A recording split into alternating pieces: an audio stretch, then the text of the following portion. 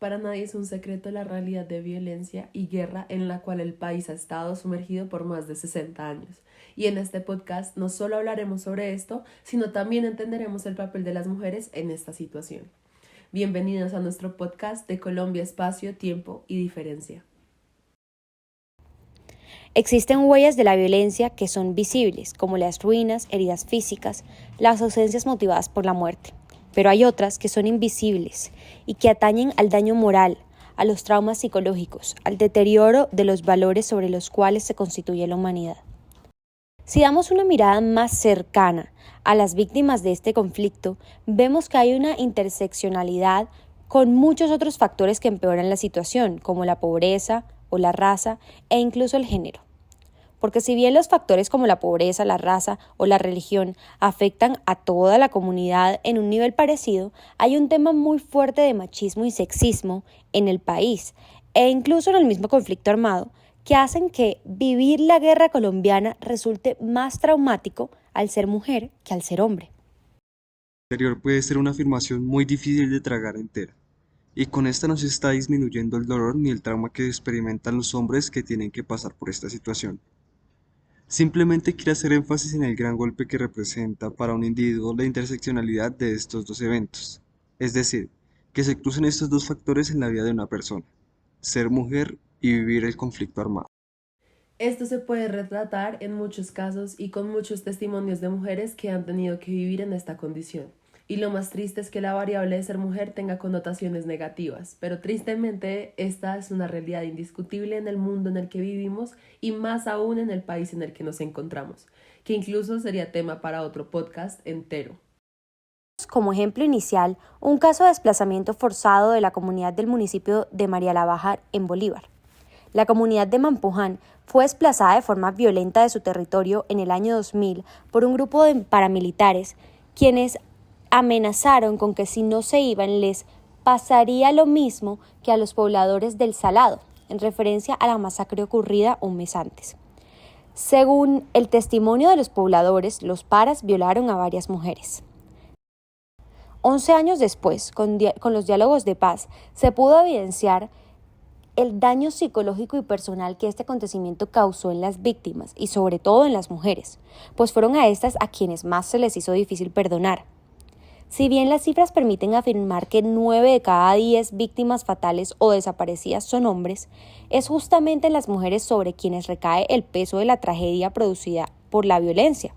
Con los testimonios como los de Luisa Canaval o Etelinda García, mujeres a quienes les asesinaron los hijos y esposos en las masacres de La Brisa, se puede ver el gran dolor y trauma que tienen que vivir las mujeres en estos casos, cuando además de soportar el dolor de la pérdida y la misma ausencia de sus seres queridos, tuvieron que volverse el sostén de la familia, tanto emocional como económicamente. En muchos de esos casos, las mujeres también tienen que pasar por violaciones, como en el caso del Salado, por abandonos del resto de su familia al enterarse de que fueron violadas y por la carga de mantenerse solas a ellas y a sus hijos, cuando en muchos casos no sabían ni siquiera leer ni escribir o no habían trabajado antes porque sus maridos las mantenían. Las relatoras han identificado 4 manifestaciones principales de violencia que afectan especialmente a las mujeres dentro del conflicto armado. Primero, los actores del conflicto armado emplean diferentes formas de violencia física, psicológica y sexual para herir al enemigo, deshumanizando a la víctima, lesionando a su círculo familiar y o sembrando el terror en su comunidad con el objetivo de avanzar en su control. En este tipo de violencia, las mujeres pueden ser blancos directos o víctimas colaterales como resultado de sus relaciones afectivas como hijas, madres, esposas, compañeras o hermanas.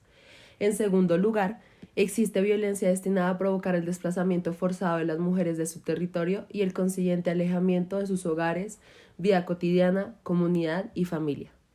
Tercero, la violencia sexual puede estar involucrada en el reclutamiento forzado de mujeres destinado a que presten servicios sexuales a ciertos miembros de la guerrilla o paramilitares.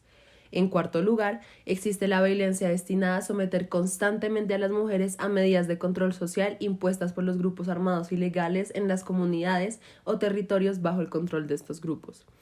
En el conflicto armado colombiano, la violencia contra las mujeres, principalmente la de carácter sexual, tiene el objetivo de herir, aterrorizar y debilitar al enemigo para avanzar en el control de territorios y recursos económicos. Concretamente, durante la visita, una de las relatoras contó sobre los incidentes sufridos por varias mujeres por formar parte o estar relacionadas con actividades o miembros de la Unión Patriótica y del Partido Comunista. La delegación recibió el siguiente testimonio de un vecino del municipio de Castillo, departamento del Meta. Abro comillas. A los 19 años inicié actividades en el Partido Comunista. En el 2001 empezaron a entrar los paramilitares al Meta y la gente tenía mucho miedo porque empezaron a asesinar gente. Estuve 2 años así y asesinaron a mi esposa. El día que los paramilitares detuvieron a mi esposa, ella estaba con nuestra hija de 2 años. Durante la detención, un paramilitar le dijo a mi esposa: yo estoy en una organización donde si tengo que matar a mi madre la mato, porque si maté a mi hermano, ¿por qué no voy a matar a un hijo de puta que no es de mi familia? Más de 10 de ellos la violaron. La tuvieron detenida durante 3 días, donde la torturaron hasta la muerte. A la pequeña no le hicieron nada físicamente, pero ella vio todo el sufrimiento de su madre. Me dijeron que no fuera a denunciar nada de lo que había pasado, porque donde quiera que fuera me encontrarían y me matarían. Nadie quisiera denunciar, porque la dejaron en una esquina donde está la base de los paramilitares. Cierro comillas. Más historias como esta se pueden encontrar en los testimonios de miles de afectadas por el conflicto armado colombiano. La información recibida durante la visita de las relatoras y los testimonios recabados en Bogotá, Valledupar y Quibdó revelan las consecuencias físicas y psicológicas de la violencia, particularmente la violencia sexual ejercida sobre las víctimas. Además del trauma que acompaña al acto de violencia sexual, puede exponer a las mujeres a embarazos no deseados, infecciones de transmisión sexual y dolor crónico, discapacidad física, abuso de drogas y alcohol y depresión. Al observar todos esos testimonios se puede notar cómo la mujer, por el hecho de ser mujer, es un blanco más fácil y es atacada de maneras particulares. El anterior análisis nos lleva a concluir que es más traumático para una mujer vivir el conflicto armado en Colombia, pues además de tener que cargar con el dolor de la pérdida de su ser querido, muchas de estas mujeres fueron abusadas sexualmente, rechazadas y desplazadas de su territorio.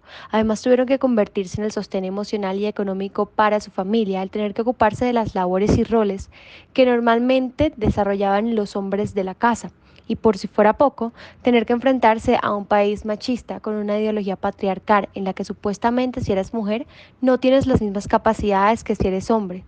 Esto sumado con la interseccionalidad que se pueda presentar.